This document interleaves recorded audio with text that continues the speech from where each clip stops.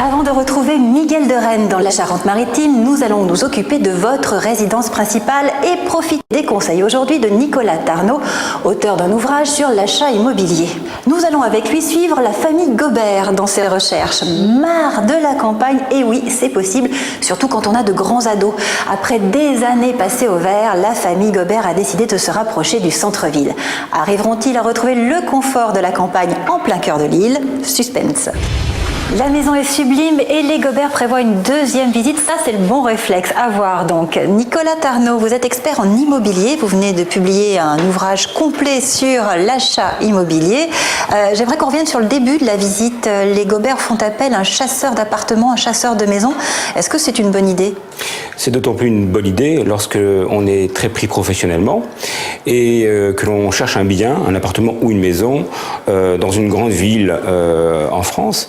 Et ce professionnel de l'immobilier va chercher au départ à votre place des biens par rapport à un cahier des charges que vous aurez mis en place avec lui.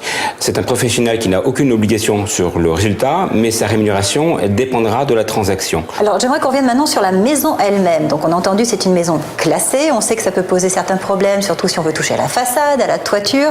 Est-ce que c'est le cas ici? Oui, c'est une maison qui est classée, donc on ne peut pas faire tout et n'importe quoi au niveau de la façade, au niveau de la toiture. Le meilleur moyen, c'est de prendre un architecte qui, celui-ci, va consulter le plan local d'urbanisme, ainsi que les architectes des bâtiments de France, pour savoir ce que l'on peut faire ou pas faire, et d'estimer le coût d'éventuels travaux précisément, et de les chiffrer. Comme c'est un peu compliqué, il vaut mieux faire appel à un architecte qui va régler ça pour nous, qui va voir ça pour nous. C'est un professionnel qui est habitué à ce qui est possible de faire, et puis surtout de connaître les chiffres, le coût des travaux précisément. Surtout pour la toiture, si j'ai bien compris. Une toiture, ça coûte relativement cher. À titre d'exemple, des tuiles plates en terre cuite, c'est 90 à 100 euros du mètre carré. Pour des tuiles en ardoise, il faut compter le double. Donc l'architecte, lui, pourra vraiment chiffrer précisément le coût global de la toiture qui sera sans doute à refaire. Ce sont des choses que les Gobert vont certainement prendre en compte lors de leur deuxième visite, mais pour l'instant, Danielle est partie visiter toute seule un appartement beaucoup plus classique dans le centre de l'île. Le garage dans sa maison à la campagne, ce n'était pas un problème pour se garer pour Danielle, mais là, le parking la préoccupe énormément. Elle a raison? Elle a raison de s'en préoccuper, Danielle, parce que c'est vrai que dans l'hypercentre de l'île, les parkings publics sont complets, les box sont souvent hors de prix, donc elle devra intégrer d'une part la disponibilité d'un emplacement de parking à proximité de cet immeuble ancien et de chiffrer son coût, savoir si elle a besoin d'avoir une place de stationnement ou deux. On est aussi là dans un appartement qui est sur un boulevard, qui a l'air un petit peu bruyant. Est-ce qu'elle a bien regardé comme il fallait, ou plutôt écouté comme il fallait, Danielle? Non, Danielle aurait dû ouvrir les fenêtres sur l'avenue pour déjà se faire une idée des nuisances sonores. C'est vrai que le bruit, c'est pour les Français la première des gênes en centre-ville. Donc c'est vrai que pour y remédier, il y a quelques éléments qu'il faut prendre en compte. Donc aller à la mairie, les mairies des grandes villes françaises, notamment Lille, ont classé les rues en 5 catégories, donc les plus bruyantes au-delà de 80 décibels. Donc c'est plutôt bien parce qu'on visite à certaines heures de la journée qui sont peut-être plutôt calmes. Là, on sait que d'une manière générale, cette rue est bruyante ou pas, c'est ça? Absolument, c'est un très bon point d'indication. Et ensuite, ce qu'il faut savoir, c'est qu'une rue bruyante, c'est plus de 20 voitures à la minute. Une rue calme, c'est moins de 4 voitures à la minute. En parlant de bruit, je vous ai vu tiquer sur le bruit que faisait justement le parquet. Oui, si le parquet craque, on doit se poser la question, est-il en bon état? Le meilleur moyen, c'est de faire appel à un menuisier spécialisé dans le parquet qui pourra tout de suite chiffrer les travaux à refaire. Dans le cas qui nous intéresse, si on doit le modifier, ça coûte autour de 300 euros du mètre carré. Merci Nicolas. Donc après cet appartement classique, Danielle est partie maintenant visiter un appartement beaucoup plus contemporain avec une terrasse, et comme Gobert n'était pas libre, elle est accompagnée d'une de ses amies. Un appartement parfait, nous dit Danielle, mais un petit bémol, les chambres sont pour elle trop petites, les chambres des enfants.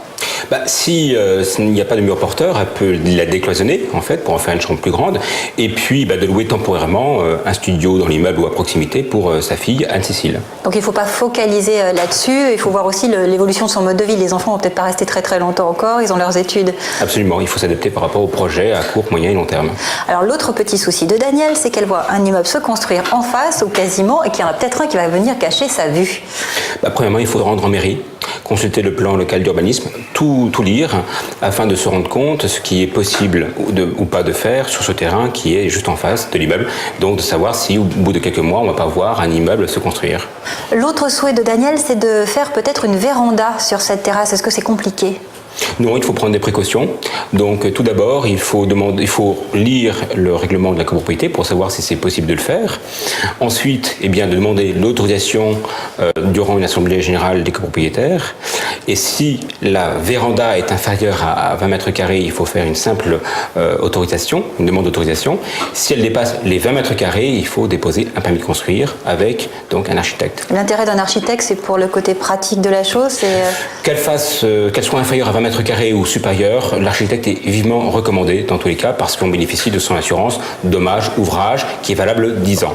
Merci beaucoup Nicolas. On va retrouver Daniel maintenant. Daniel qui a réussi à récupérer son mari Jean-Patrick, plus connu maintenant sous le nom de Gobert, et ils vont visiter ensemble un appartement. Cette fois-ci, on est dans la proche banlieue de Lille. Cet appartement répond à tous les critères que s'étaient fixés les Gobert. Jean-Patrick et Daniel sont enthousiastes. Est-ce qu'ils ne sont pas un peu trop enthousiastes? Est-ce qu'il n'y a pas des choses qu'ils n'ont pas vues?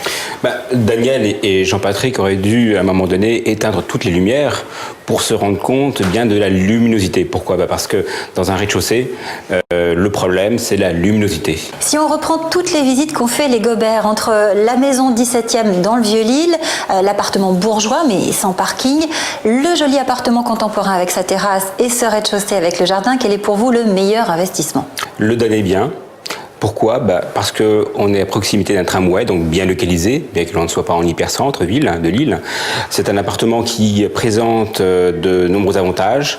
Il est fonctionnel. La dimension des pièces est très agréable et surtout, il est agrémenté d'un superbe jardin. Donc on a l'impression d'être à la campagne tout en étant en ville. Et pour terminer, petite copropriété, donc faible charge.